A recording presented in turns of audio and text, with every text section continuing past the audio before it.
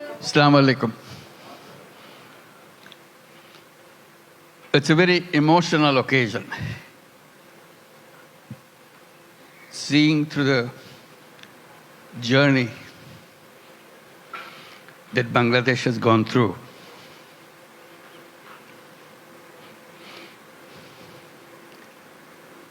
The people who are just presented, they are the heroes of Bangladesh. Let's give another big applause for them.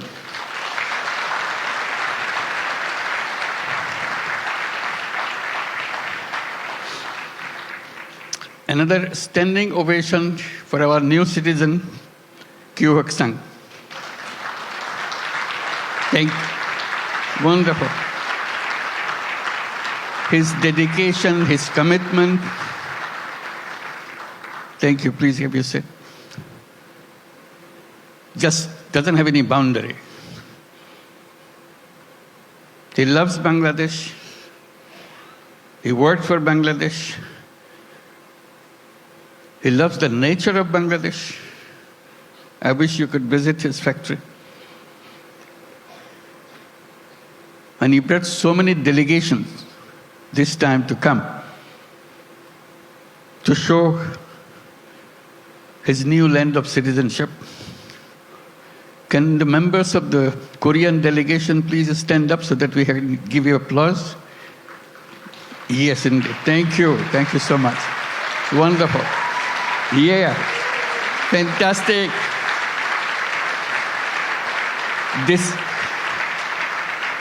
This is your home too.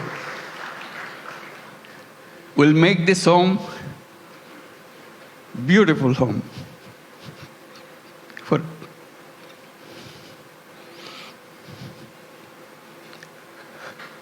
seeing them today,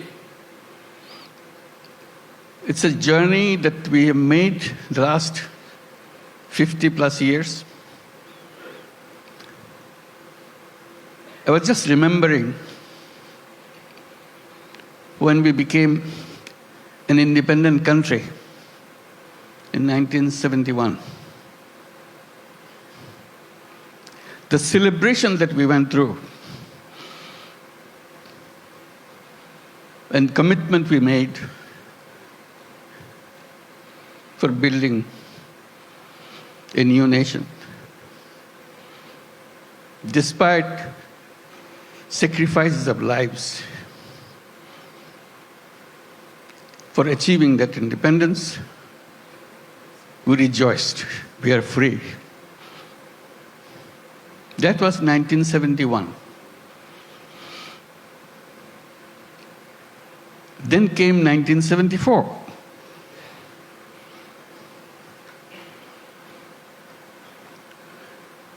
Today we are talking about 180 million people. In 1971, we were just about 1/3 of that size in population. Still the same country. 74 is a year that we cannot forget.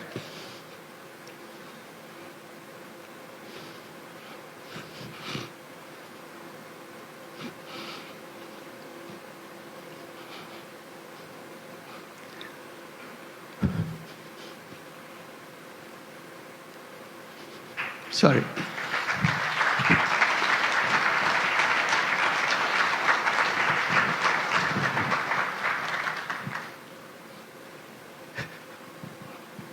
Sorry, my words. I cannot bring my word. People died of hunger.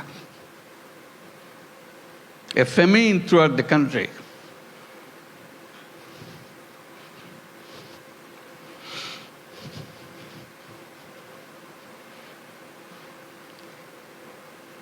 One and a half million people died.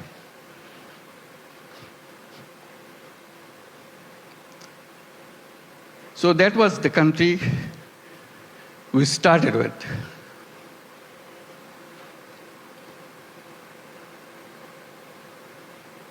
We used to grow one crop.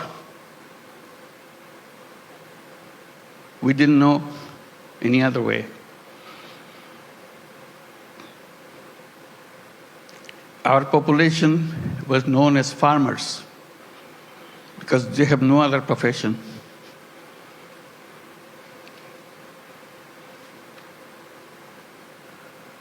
And of them,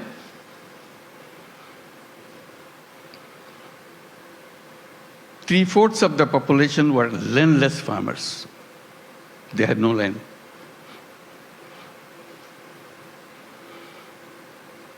They used to lease in a tiny bit of land from the people who had little bit of land to make a living by one crop. If you heard the word dirt poor,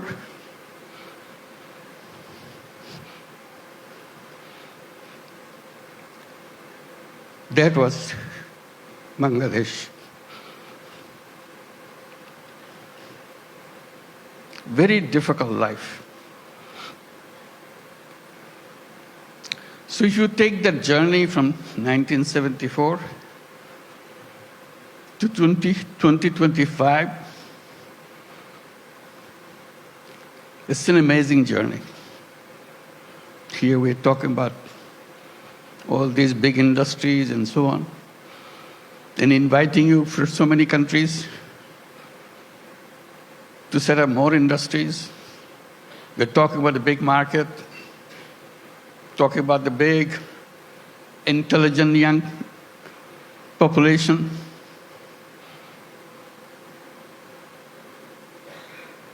That's Bangladesh. Came a long way in a very short time.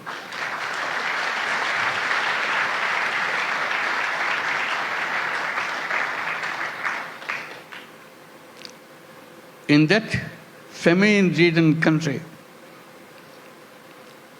one little initiative came just to relieve the burden of watching what's going on.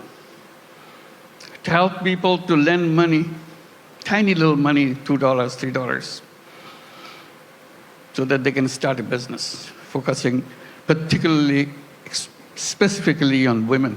They are the most destitute of all.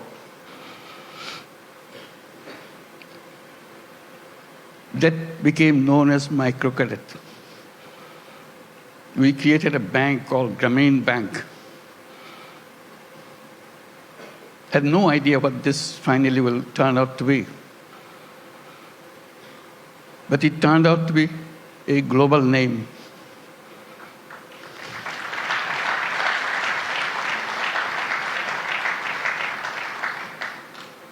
Because no matter which country you are, you have little Bangladesh of 1974 inside of you. You don't recognize it. You hide it by giving public money to them. So I always raise the voice. Giving public money to poor people is no solution at all. Solution is creating the structure, framework, will unleash the energy of the people. And microcredit was just a small effort of that.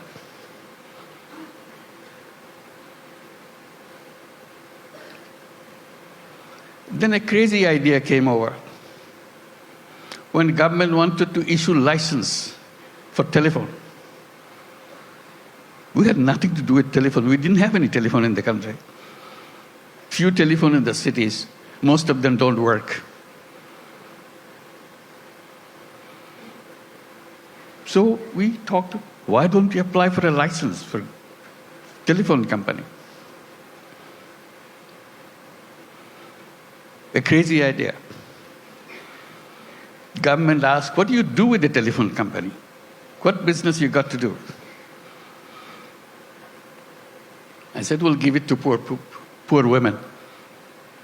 They laughed at us. To make a long story short,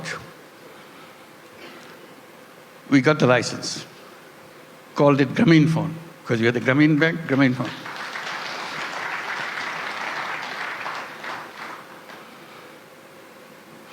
Nobody wants to partner with us because we have no knowledge, nothing. Because if Bangladesh is no place for mobile phone, there's no market for mobile phone. Who wants to be partner? So we knock at every door, international doors. Nobody wants to partner. Finally, someone I personally knew in Norway, who happens to be chairman of Telenor. I explained to him, can you help me? I explained why we want to do this and why we want to bring the phone to the women. He took it seriously. But the company board doesn't agree with him. They said, what, Bangladesh? We never heard a name called Bangladesh. So it's a big effort for him. The more board rejects, he comes back again, explain again.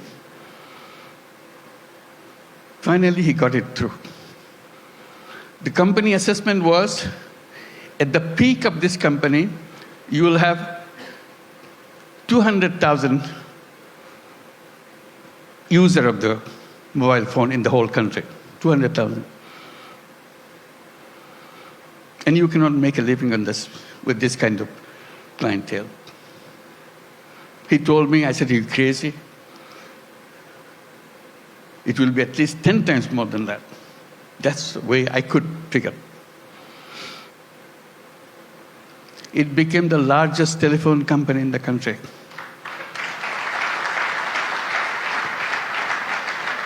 And women were the recipient of those telephone handsets. To turn them into what we call telephone ladies, sell the telephone service of the company. Men cannot apply, men cannot get the phone. Only poor women of Grameen Bank, not all women, only poor women of Grameen Bank can get a phone. Totally illiterate, has nothing to do, doesn't even know what a phone is. We train them. They started selling the service, saying, if you want to make a phone call to your son in the Middle East, in the meantime, Middle East saga began. So people wanted to talk. It became a roaring business. Soon, 100,000 women selling telephone service all over Bangladesh. It became so popular, everybody wanted to have a phone. Changed the whole company. At that time, there are other companies coming up around the world. They were focusing on their cities. The newspapers were covering us, not them. It became well known. So they started copying. For the first time, the idea came, phone have some use in the villages. They had no idea at all that telephone has any meaning in the villages. They're always concentrated on the cities. Telephone industry globally changed.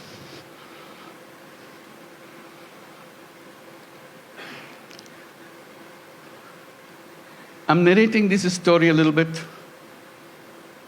because Bangladesh is a country with crazy ideas to change the world, make things happen.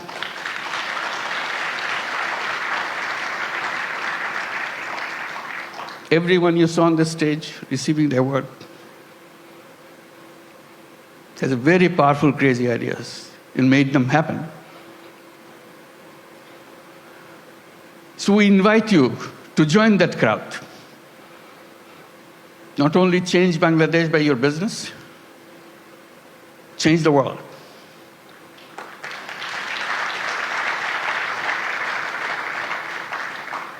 I keep reminding people, Yes, you want to make profit? Go ahead, make profit. Maximize as much as you can. But we can add a little piece into it. Social purpose. You don't have to get disrupted by that. It's something that you can do, you have fun. Like many of you do already. So if you want to make a business with a purpose, along with the business that we do, Bangladesh is the place.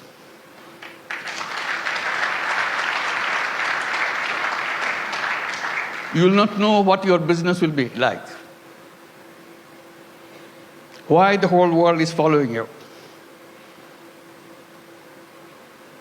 Why suddenly you look back, how did it happen? Bangladesh makes it happen.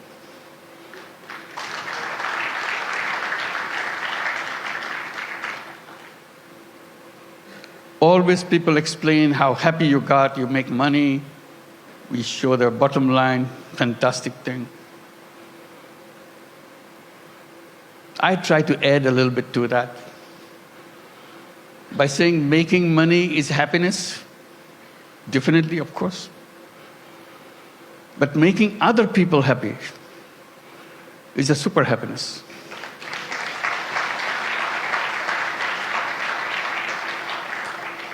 If you have business in Bangladesh, you will have both happiness and super happiness.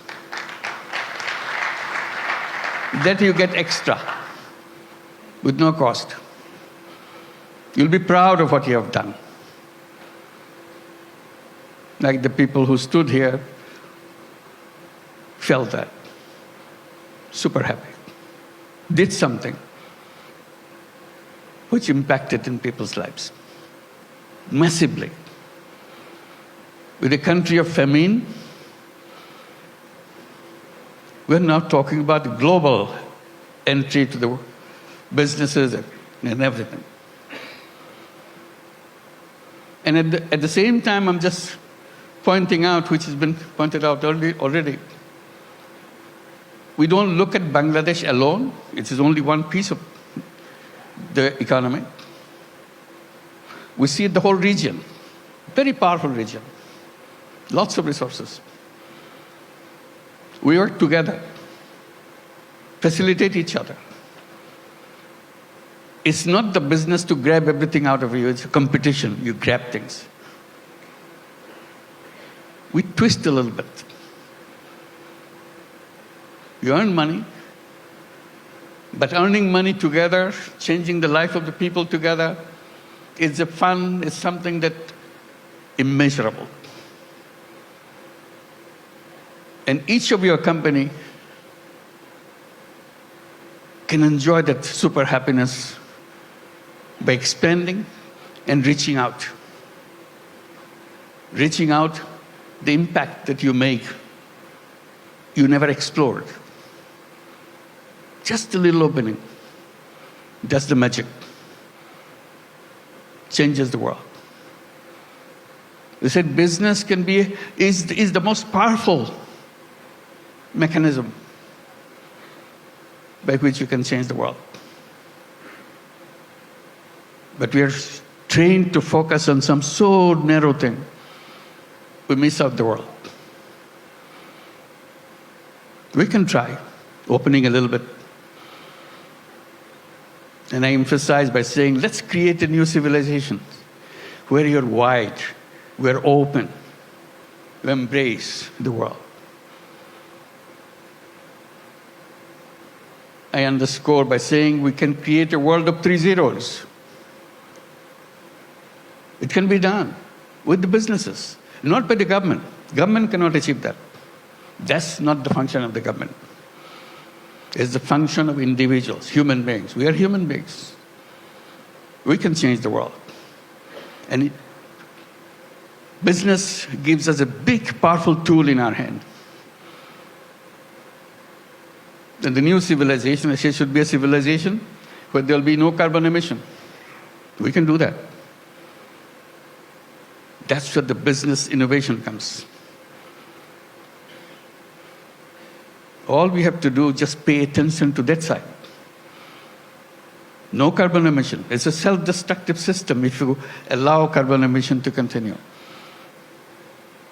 No wealth concentration. It's fun to make money, but wealth concentration is the most dangerous thing to a human being. It will destroy the whole world. And zero unemployment. The young people get excited about it. Because all of you are entrepreneurs, not job seekers. Think like an entrepreneur. Make things happen. And Bangladesh is a place to see that. How suddenly we are known as farmers. We're a country of farmers, landless farmers. We didn't have any land, much land, little. Only in the 70s, early 60s maybe, 60s, some crazy young guys from the universities dared to enter into something which is happening in the country because of business interest of other countries, garment industry. They said, why not us?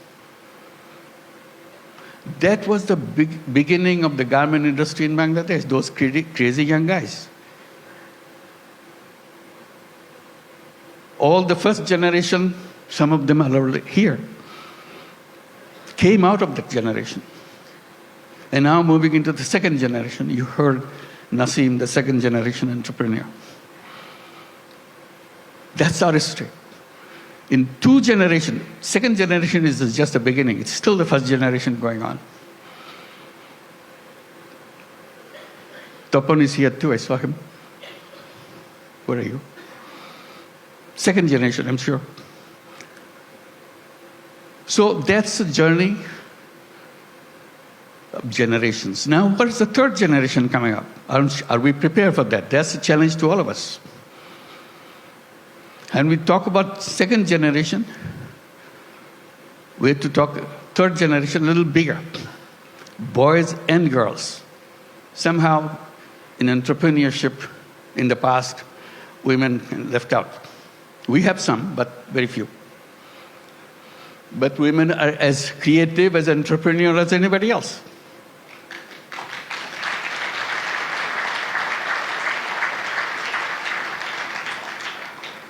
Together, those young generation will change the world. They have the technology, they have the creativity, innovativeness, and problem-solving ideas. We don't have to look at the problem the same old way that we did 50 years back. Waiting for the government to do something. We people can do that. That's a chance. So today it makes me very happy that we can gather together, and talk about creating that world. It's not just business in a limited idea, which is good, but you can have another space remains unutilized. Let's use this too. And Bangladesh, the business in Bangladesh is not only for Bangladesh, that's the point. It could be for the whole world.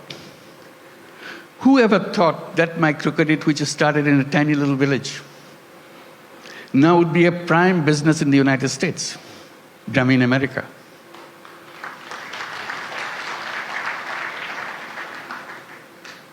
Millions of women take money from Grameen America.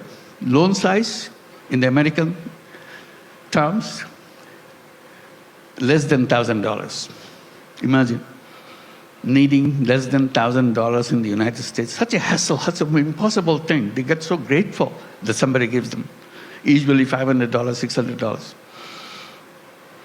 Now the whole Grameen America became annually about $2 billion a year. In the next 4 years, it will be $5 billion a year. It's growing very fast. So little things. In that sense, Bangladesh ground is very fertile. You put a little bit of seed, it becomes global.